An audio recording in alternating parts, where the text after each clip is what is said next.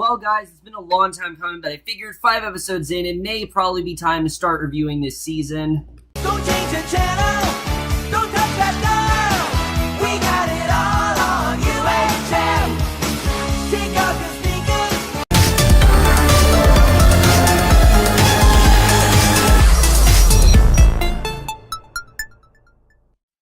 Hey guys, it's Kerry for this season premiere, the final season of Halt and Catch Fire, Season 4, Episode 1, So It Goes, and Season 4, Episode 2, Signal and Noise. And I know you guys are like, why the fuck are you reviewing this now? This is like 3 weeks late. What's wrong with you, Kevin? Look, guys, I meant to review this when it premiered. I just never really got the chance. There have been so many other things on TV. I have not really had the time to review Halt and Catch Fire, but I figured I don't really have a ton to review right now. I might as well take today and review all the episodes that I missed out on reviewing. And I'm going to start doing that with the season premiere, which, you know, I figured since this is the final season of the show, I would review every episode individually. Also because last season was so good and there were so many things I wanted to talk about that I didn't get to, I figured I'd just review every episode individually, and that is what I'm going to be doing this season. And I have to say, this is definitely a season to start that with, because the way we're going with this season, I don't know if it's going to be as good as Season 3, but it does look like it's going to at least be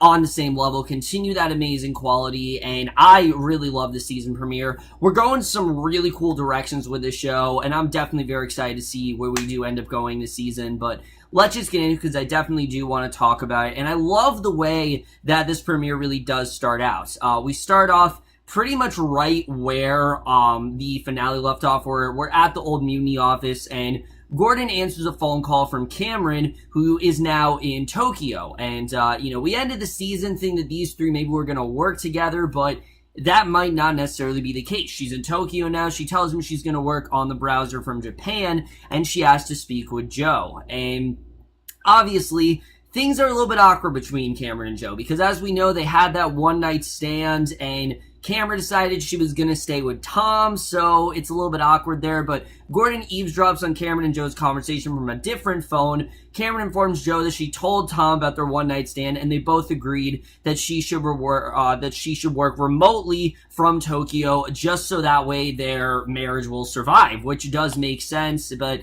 you can just see the gears in Joe's head. You know, he's really not happy with this at all. It really messes with him mentally. I mean, Cameron is really the only girl that he's truly ever loved. I think Sarah, he did care about her, but I don't think the way he cares about Cameron is the same way he cared about Sarah, and I think we definitely see that here. But 7 months later, they're trying to call Cameron as a designated time, and she's just not picking up. And then we flash forward 7 more months, and Joe is hunching over a computer in his basement office. And again, I love the way this was done, because Joe spends a lot of time in this computer, completely hunched over. He's arguing with Cameron on the phone about her work pace and blames her for their slow progress. He hangs up, and Gordon reminds Joe that their ISP business, CalNext, is thriving, and that Loadster, their browser, does not need to be an overnight success. And Joe is completely ignoring his advice, that this doesn't have to be this huge thing, but Joe feels differently. And the whole time, Joe is writing down pretty much any sort of browser he finds on sticky notes, so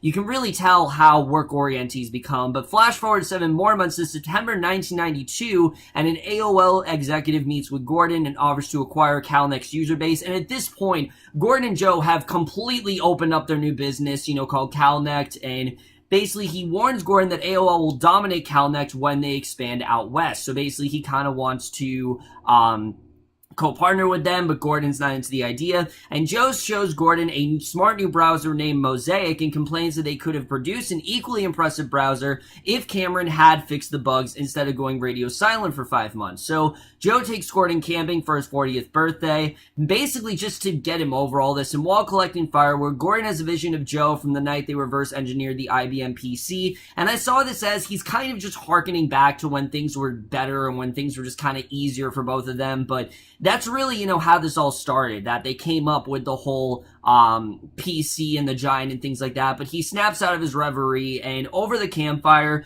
Joe continues to complain about Cameron. He points out that she still owes them a final version of Lodestar, and it's clear that he's not getting over this anytime soon. But this was such a fantastic way to start the episode. The way the time is passing here at a rapid speed, but not much is really changing for Joe, I just thought really said a lot about Joe's mental states, and that's one of the best parts of this premiere by far.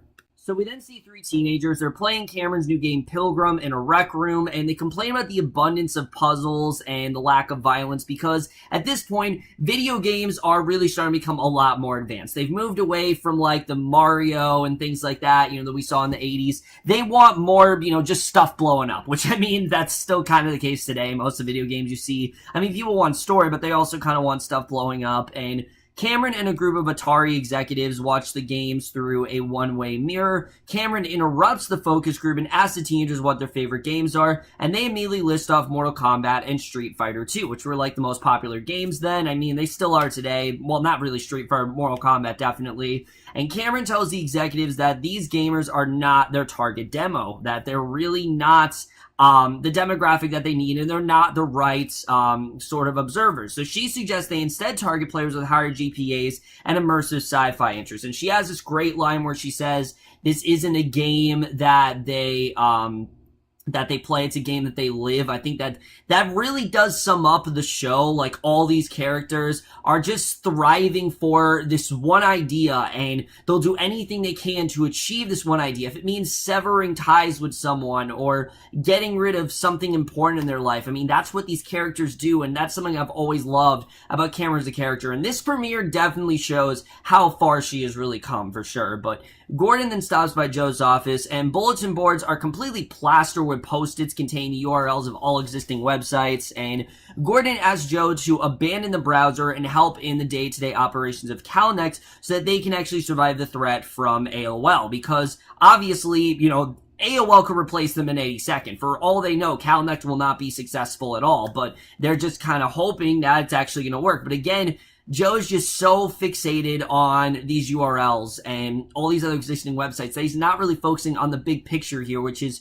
trying to find a way to make CalNext stand out. That's really what they're trying to do. But we then see a tech company. They're waiting nervously at the Office of Venture Capital from AGGE, and we see Donna. And Donna was a character I was most intrigued in this season, mainly because we know Donna was kind of left out of the mission last year. She wanted to be included with Cameron and Joe and Gordon, but because of what Donna did, there just wasn't really, what Donna firing Cameron, there wasn't any coming back from that. So you knew Donna was going to do something on her own, but the way they're setting her up, she might end up being the villain of this season, and I'm kind of all for it. I like where they're going with that. But she strides in, listens to a pitch from a team that has been developing a browser. She defunds the group after deciding that they are not actually visionary enough, which that was just awesome, the way that she just told them that they're not actually what she wants. But Gordon then throws this extravagant birthday bash at his house, featuring a performance by Blue Man Group, and Cameron quietly arrives at the party, just out of nowhere. She shows up, and he welcomes Cameron, who immediately apologizes for her radio silence on Lodestar, and Gordon forgives her, but warns her that Joe is angry. He's not the person she needs to be apologizing to. Joe is the one who's taking this so personally. He cares, but not in the way that Joe really does. So Boz then shows up with Diane and hugs Cameron, who explains that she's in town to promote a game, and Buzz is very surprised to see her, but equally just as happy. I've always loved that dynamic that those two have. But Diane then takes in a lavish party with Bosworth and predicts that CalNext will not fare well once AOL arrives on the landscape. So basically, Cameron then finds Joni inside and hugs her, and this scene as well just shows how far the show has come. I really love this scene because you go all the way back to season 1 when Cameron was interacting with Joni and, Gordon's other daughter, I can't think of her name right now, Haley, Joni and Haley, and now they're both teenagers. It's just really weird to see, but I'm already kind of used to it, and I really love seeing that, where Joni's actually practicing Japanese, which she's been learning from language CDs that Cameron sent her, just showing that these two still do have this relationship after all these years. They've been able to maintain it, and again, I just really love showing how far these characters have come here. So Joe then shows up at the party, and Gordon warns him that Cameron is there, which is like the last person that Joe needs and wants to see right now. I mean, he's been so upset about the fact that she basically abandoned them that, he just kind of wants some clarification, but at the same time, this is just kind of distracting him. And Cameron joins Joe, asks if Joe is mad at her, and he asks if she would be, and he then leaves. He's not in the mood for forgiving her or anything. I mean, she's been radio silent for over 4 years, and she then starts drinking, and Donna is hosting a dinner party at her house, comes on to one of her guests, and they have sex very quickly afterwards. And again, I love seeing how separate Donna is from everyone. It's like she's kind of in her own little window. I definitely love seeing that, but Gordon brings sheets for Cameron to sleep on his couch.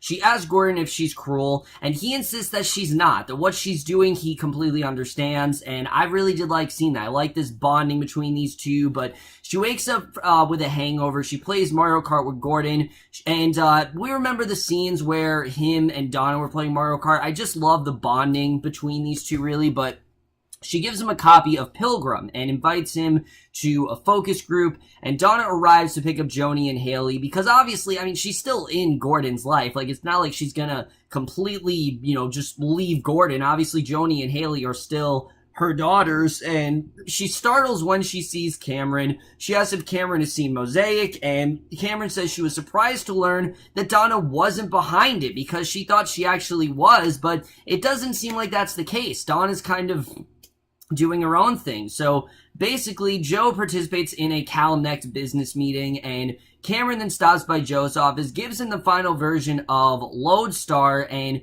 Joe then blames her for squandering their edge over Mosaic. She tries to talk about their relationship, but he evades the subject. He doesn't want to talk about that right now because she wasn't into it. So he just gets back to work because that's what he's concentrating on. He is not interested in really catching up with her. So as she leaves, she notes that Joe will need more post-it notes soon, given the pace at which the web is growing, and Gordon then sees Cameron leaving the office. Donna listens to a pitch from a young tech company called Rover, and she tells them that they need to generate a bigger idea if they want more money. Again, it's not big enough. She needs something bigger than that. And Joe excitedly tells Gordon about a new idea of building an index of websites. And Gordon asks if Cameron put him up to it. And Joe implores Gordon to wake up and return to his roots as builder. So it does seem like this co-partner thing they've talked about they are actually going to do together. And I like seeing that. So in the Atari observation room, Gavin, who is an Atari PR executive, asks Cameron to include game controls in the manual for Pilgrim, and she refuses to tell the players how the game works. She wants them to kind of figure that out on their own. And again, you can tell Cameron, she's just so fixated on this idea, and this is just something that she's so passionate about that she doesn't want them to have any cheat codes or things like that. She wants them to figure it out. And Gordon then stops by Atari. He accuses Cameron of riling Joe up, that now she's just gotten Joe on edge and it's all her fault, and he suggests that perhaps Cameron is cruel after all. And I thought this was a really good scene. We haven't really seen Gordon grill Cameron quite like this, but honestly, I think it was kind of deserved. I mean, she's been completely radio silent. She hasn't told him anything. I mean, it's just not at all a good situation. It was really bad timing on her part, but Gordon and Donna are then catching up over dinner. They discuss Joni's refusal to go to college, and Gordon complains that Joe is fired up about a new idea to index every website on the internet, and Rover finally, and again, I like seeing these two in a good place in their marriage. I thought that was definitely good to see. It was one of the highlights of these first two episodes, is that while these two aren't married anymore, they're still in a good place. They still are kind of friends, and I definitely did like seeing that. The passage of time, while it very much has changed their relationship overall, they still are able to talk to one another. I did definitely like seeing that.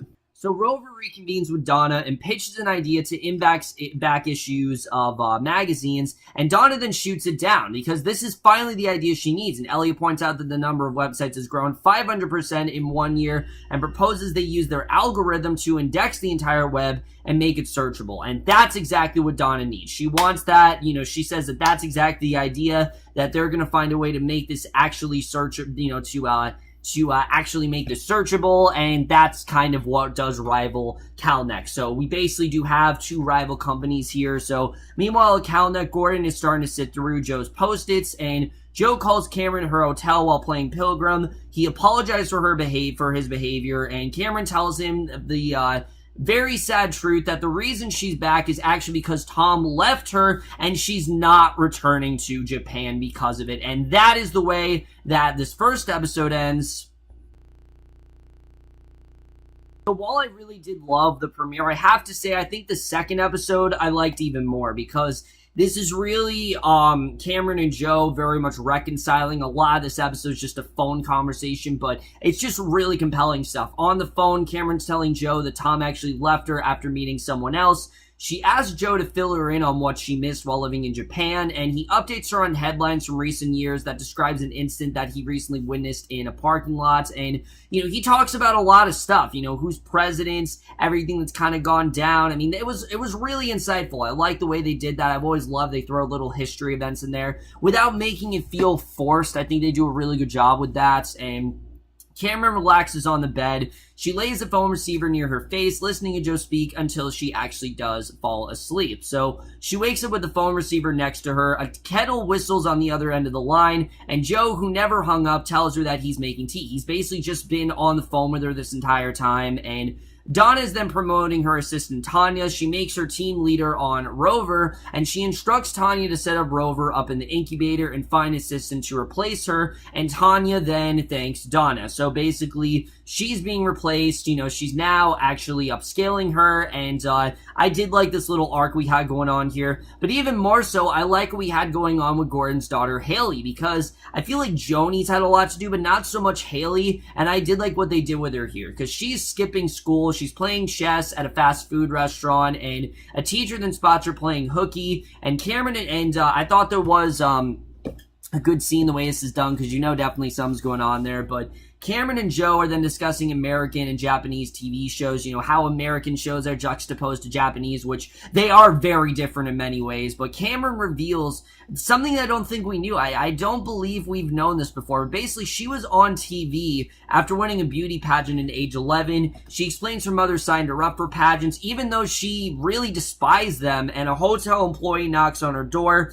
hands her a note from Gavin, an Atari PR executive, and Cameron reads it. She tosses it aside and then resumes her call with Joe. So you can tell this is really the first time in a while where she hasn't been completely focused on her work. This is kind of her and Joe's time to really catch up and be comfortable with each other again and really just get back on good terms, because that's really what they both need. There's a lot of bad blood there, but it seems like they're willing to put it all aside, and that was one of my favorite parts of this episode, just seeing these two reconnecting. It was just really great to see, and I definitely like seeing Cameron trying to move past it. It was definitely, like I said, one of my favorite parts of the episode. So Gordon then lectures Haley in the back of the town car, and as they arrive at Cal next, Haley then starts bursting into tears because he's talking about how important school is and how she can't act out like this, and she just starts crying uncontrollably. And Shep, one of Gordon's employees, walks up to the car, alerts Gordon they have an emergency, and inside he informs Gordon that the new flat fee model is encouraging users stay logged on all day, resulting in busy signals for other customers trying to log on, because unfortunately they can't, because, the server's just way too slow. He says customer service calls have spiked, and Gordon tells Shep to get MCI on the phone, but Shep says that none of their MCI contacts are actually available. So they're really in a situation here, but Gordon sets Haley up in his office and asks her to input all the URLs from Joe's Post-its into an Excel spreadsheet, regardless of if she knows how to do it or not. But he talks to Donna on the phone about Haley's crying episode, and he assures Donna that he can do it on his own. And I did like seeing that. I like seeing him take charge here. We've really seen Gordon evolve a lot. He's gone from sort of a defenseless husband to someone who's a lot more independent and can very much advocate for himself, and that's something I definitely really loved as Gordon's progression throughout the years. We definitely do see that here, but at AGGE, Bosworth then pitches an idea to Donna about creating a GPS receiver at lower price points, and Donna's underwhelmed, but she does offer to look into it. So basically, Joe reads a passage from John's Updike's Pigeon Feathers and Other Stories to Cameron, leading to a discussion about their spiritual beliefs. Joe mentions that his father actually died, and that his death caused him to rethink his aversion to having children, and maybe he does want to. He talked before that he doesn't want it, but maybe he does, and Cameron says that she tried having kids with Tom and she was relieved that she wasn't able to conceive. And to me, I took this as Cameron didn't, the reason her and Tom didn't work out is because Cameron didn't want to try. She didn't want to get that relationship back between her and Tom because they just didn't really connect that well. Her and Joe, I think just something really clicked. Yes, they've been very on and off throughout the years, but I think this is really just showing that these two really do need each other. They need each other in each other's lives, and I very much should love seeing that. But Donna then complains to Diane about Trip Kesker, who is the new partner at AGGE, now AGGEK, AGIC, I think it's called. And Diane asks Donna for her honest opinion of Bosworth's pitch and says that Bosworth is just looking for something to keep himself busy, and that's really it. That's all he's really doing. But Shep then informs Gordon that the only person he was able to reach at MCI was an interim manager, and as customer service calls escalate, Gordon orders Shep to get to John Volpe, who is the regular MCI contact, on the phone, because obviously they have to do something about this problem. This is a really bad situation, and they need to fix it as quickly as possible. So Joe starts to talk to Cameron about his indexing idea, and Gavin stops by Cameron's room, informs her that they're postponing the release of Pilgrim indefinitely because, again, it's just not doing well. It's not, really receiving good reviews or anything like that, so we don't know how that's going to turn out. But Cameron reels from the news and tells Joe that Gavin needs a quote for Atari's press release, and Joe offers to help write it. So I like this. I like that these two are really bonding here. I definitely did enjoy seeing that. But Donna and Diane then attend a meeting with all the AGIC partners, and they drink champagne to welcome Trip to the team, and then they move on to business. So Elias Amador proposes they put web businesses on the back burner given the failure of their browser project, and Donna interjects and says that Rover will be working on a low-risk, high-reward project to index the entire web, and Trip then hesitates the idea of Tanya leading the team. He just doesn't know if she's the right person to appoint to that position, and that's leading the other partners to really do the same. Is Tanya really qualified? And they insist on bringing in outside consultants and consultants, and Donna offers to call her own person in, that she knows what she's doing, she's the one calling the shots, and Bosworth then stops by Caltech. He asks Gordon for a loan after losing money in a bad investment, and Gordon insists that Boz ask Diane for the money, despite Boz's concern that it will actually end their relationship. It's clear he's having a lot of money problems, and he's very worried this isn't going to help him out. So he adds that he's 65 years old, and that this can't be his last thing. And that was a very powerful line when he says this, that this can't be my last thing. He wants to make sure that he has a business thriving. He needs business in his life. He can't possibly just retire. It's not in him. And after he leaves, Gordon looks at the computer screen where Haley has...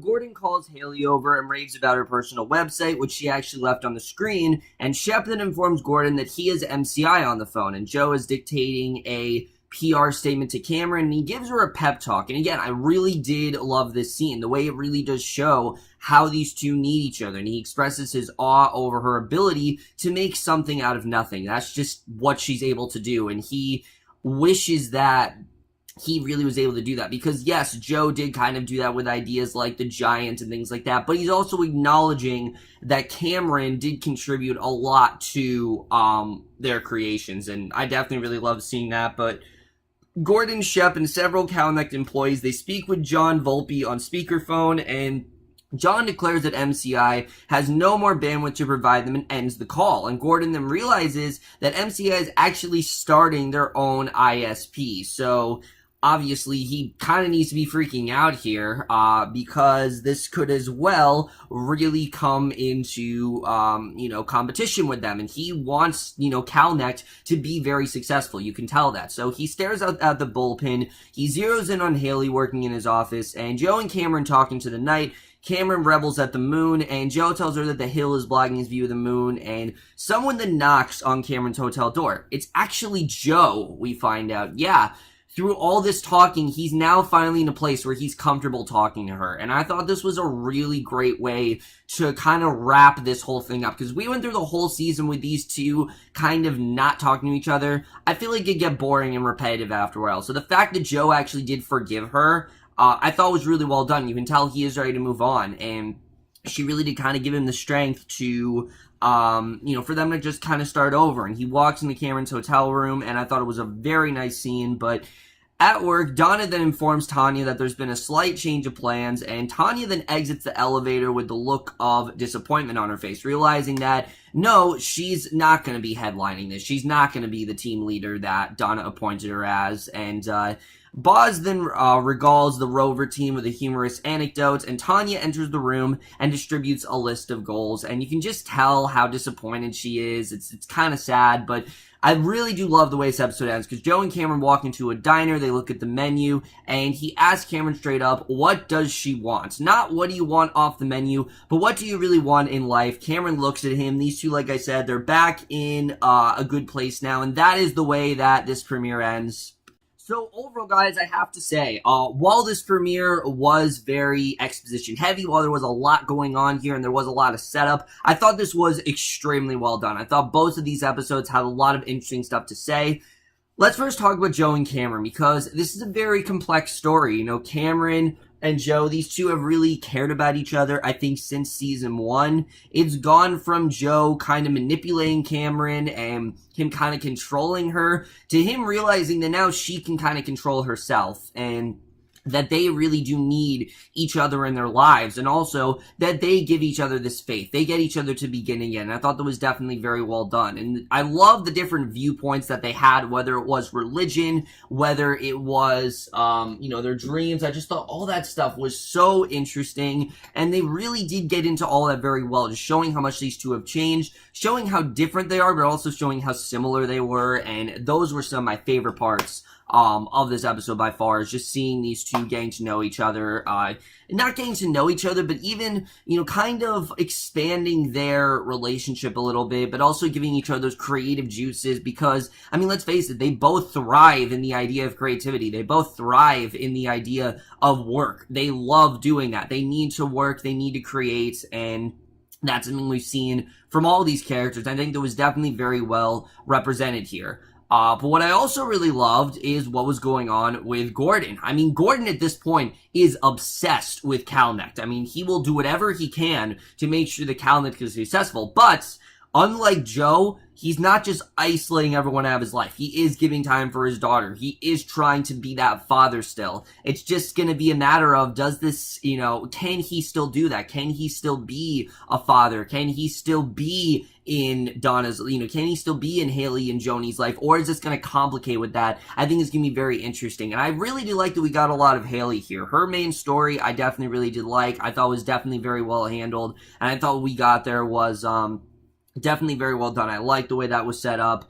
Donna's story as well, I also really am loving this whole story about Ajax, about how she's very worried about Ajax, and you can tell that Diane, again, she wants, she's the one calling the shots. She's the one that wants to be in charge here, but I do think that is going to hurt her. Already, she's now kind of lost Tanya. Tanya was ready to be the headliner of this, and then, one second you're told you can do it, and then the next second you're told you're not, and obviously she was quite upset about that, so I thought that was definitely interesting. And then Boz, I loved Boz's scene in both these episodes, because you can tell that he is getting older, the age is really starting to affect him, but also the fact that he's very worried this very well could be his last project. He wants Calnect to be successful. He wants, he wants Donna's company to be successful as well. He wants both of them to really do well, and you can tell that he's really playing both sides here, but I think eventually he's gonna have to make a choice. Does he want to work with Diane and,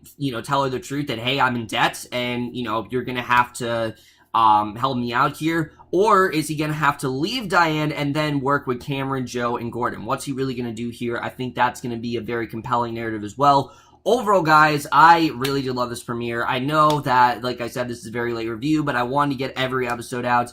And I am going to give, now I'm going to review both, I'm going to rate both episodes a whole. So for season 4, episode 1, So It Goes, I will give that episode an A-. And I think episode 2 as well, Signal and Noise, I would also give an A-. So overall, guys, we're the season premiere of Halt and Catch Fire. Let me know what you guys saw these first 2 episodes overall, left your thoughts in it, and I will see you guys in my next video, and I will see you guys for that. Okay, bye.